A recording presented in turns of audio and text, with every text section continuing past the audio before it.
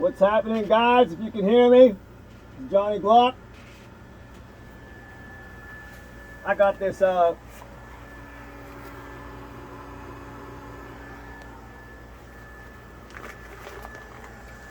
see this fine piece of machinery? It actually feeds me air. Prior to, like some of us in the shop, we were wearing these. But I got a story for you why I can't wear this anymore. Now that I have this, I'm spoiled and I'm never giving it up. Because this actually gives me fresh oxygen filtered, and that actually cuts my oxygen consumption, I didn't know this, but down significantly. And the reason I found this out is because, you know, typically when I take a social media hiatus, it's because I'm completely busy. This time I was anything but busy. So I ended up contracting COVID about 5 days after that Glock Armors class. I think it was about 5 days after. And you know, I was even going to post about it because it was nothing. It was mild. I did the ivermectin, I did the hydrochloroquine, a Z-Pack, and some other stuff. So it was like, I'm fine. You know, I'm like day 10, day 11, day 12. I wake up at 2 o'clock in the afternoon and literally can't push myself out of bed. Yeah, but you also redid your entire kitchen. Yeah. Well, I did a lot of renovating when I was home because I had to quarantine. So basically, I was just like, something's not right, man. This is crazy. I'm just completely wiped out. And so, you know, I had one of those pulse oximeters and I was hovering around 95, and then it just kept getting worse and worse. And long story short, after about a day and a half, my oxygen saturation was down to about 85, at which time my wife had to drive me to the hospital. And, you know, by the time they were able to get some oxygen to me, I think I was like 81 or something like that. So I spent 3 days in the hospital, and I tell you what, man, my sincerest gratitude goes out to the people that are on the front line, healthcare workers, for this COVID thing we're going through. Because, man, that like what I saw there was just, you can't even explain it. It's like you're in some kind of just dystopian movie. You know, like I was fine in the ER. They told me it was actually I contracted bacterial pneumonia, and that's kind of what happened sort of at the end of the COVID.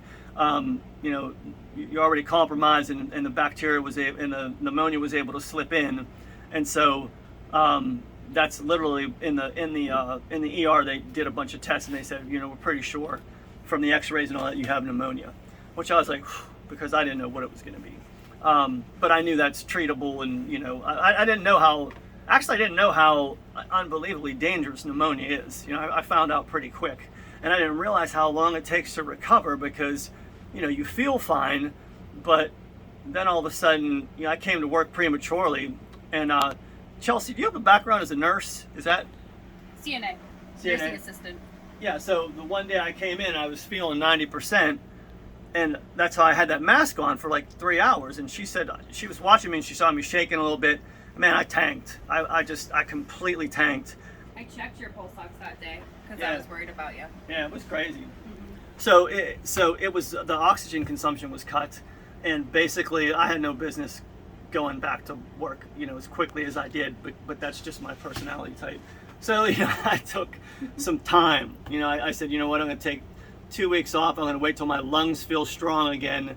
And last Monday I was at that point where I was really, like almost a month to the day from the day I got out of the hospital. You know, I feel like I had recovered to the point where I could take deep breaths without it being painful. And man, it was a heck of a ride. But you know, back to what I was saying about the workers, like my sincerest gratitude and admiration goes out to those guys and girls, because my God, what they're dealing with. If, like I said, like when I was in the ER, it was fine. Once they started wheeling me into the COVID ward, it was literally like 28 days later, or some kind of, you know, I don't want to say zombie movie, because I don't want to put that kind of connotation on, you know, our healthcare workers and stuff like that. But it was scary.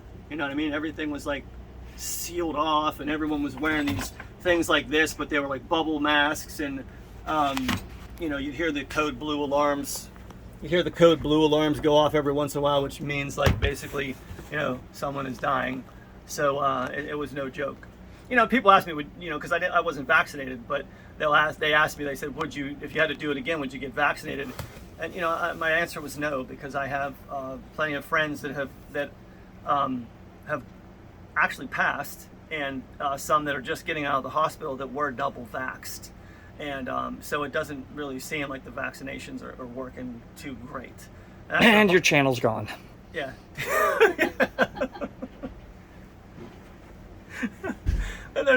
That's so funny. Yeah, you gotta be it's ridiculous. It's ridiculous. You gotta be so careful about what you say. Now, what is it? The DOJ and the FBI are investigating, just regular parents that are voicing their concerns at all the school board meetings. You see those viral videos going around and stuff like that. But my goodness, like what is this? What's it coming to? I know what it's coming to. That reset's gonna hurt. We all talk about it. But anyway, so I'm back at it, and we're swamped here. But we're the kids are trucking, and we're getting everything done. I'm not going to be doing any instruction or anything this video, but I'm going to tell you because I'm pretty excited about the next series that I'm going to be doing, and it is going to be about inspecting your Glock. A lot of times, I just grabbed this real quick because it was the first one. I get a lot of agencies and departments come in. This is a state of Florida firearms inspection certification.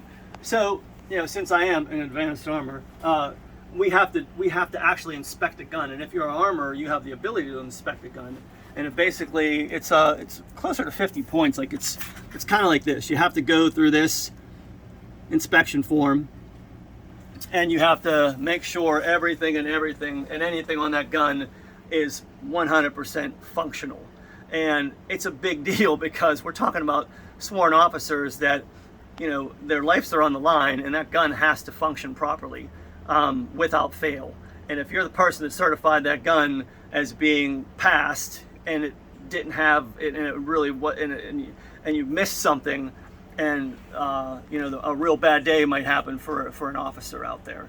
So I'm not saying that you guys are going to be doing what I'm doing or inspecting stuff, but the thing is, the reason I think it's important because it's diagnosis. You don't work, not a lot of people work at with the volume that I do, but it's the knowledge. It's the the more you know about the gun, the more you can deduce how it functions. Like if something does go awry, you can spot these things and you can fix them. And most of you guys are gun enthusiasts, and a lot of you guys are in the industry. So that's basically what we're going to be doing. It's going to be a series. It's going to be just like my, Functional Friday. I don't know if it's going to be on Friday, but we're going to go through like the detailed inspection part by part. We're going to break everything down. It's going to be the slide, barrel, the firing pin assembly, the extractor assembly. Basically, you have to go through the sights, all that stuff. I just have some notes here. Trigger, locking block, magazine, because that's another big one. Magazines, like you need to understand. I have one that remember we did that Magazines Matter, because it was that buddy of yours brought his gun in. It's serious, man. If you can't, people just kind of don't think about their magazines. That's what feeds the dang weapon, you know what I mean? So if your magazines are not spot on, you got an issue.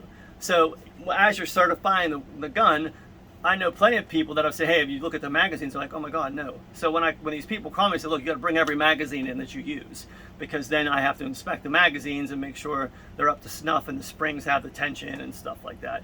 But it's going to be I think it's going to be a great series because I'm going to bring out some gauges and stuff like that. So if you're having extraction problems, sometimes it's the headspace of the barrel, and if you don't have a headspace gauge or a barrel gauge, it's kind of hard to tell if there are, if there's problems in that area. But there's extractor gauges. I mean, there's all kind of different. Pardon me. Not that you guys will have that on hand, but like I said, they're easy to buy. You can find them everywhere, but not everywhere. They're kind of specialized. But I just think it's going to be a very cool, practical, educational series because, like I said, knowing more about the weapon, more about the Glock, is going to give you like a deeper understanding of what's going on. So, by the end of it, you know, if you tie like Functional Friday to this inspection video, you're gonna have like kind of like the whole package, and then you guys will be ready to purchase my digital download, which we're working on right now. That's gonna basically, it's crazy, man. It's awesome how good it is, because it's, you know, as ADD and as how crazy I am here, it's just another aspect of just the way I work on stuff. So it's very methodical, it's very systematic. It breaks things down. It's got a couple different camera angles. I'm talking. I even had like a little, you know, collared shirt on one of them for legitimacy. But anyway, it's a very different trip, and I think we're shooting for like January or something like that for it to be done. But it's going to be a series of them, and then it's going to be like just, you know, how to work on just the trigger, or how to you know, do stippling and stuff like that. Brandon's probably definitely going to jump in on that. So that's it, man. I just wanted to just tell you guys where I've been, what's happened. I'm really excited for this new series, and you know, if you're out there and you want to get vaccinated, get vaccinated. If you don't, we got freedoms. As far as the masks and stuff like that, I mean, it's all personal choice. But you know, I just want to let you guys know about my experience and let you guys know I'm back. And I'm going to sign off with the old, I don't even remember my catchphrase, dude. Oh, trigger control is control.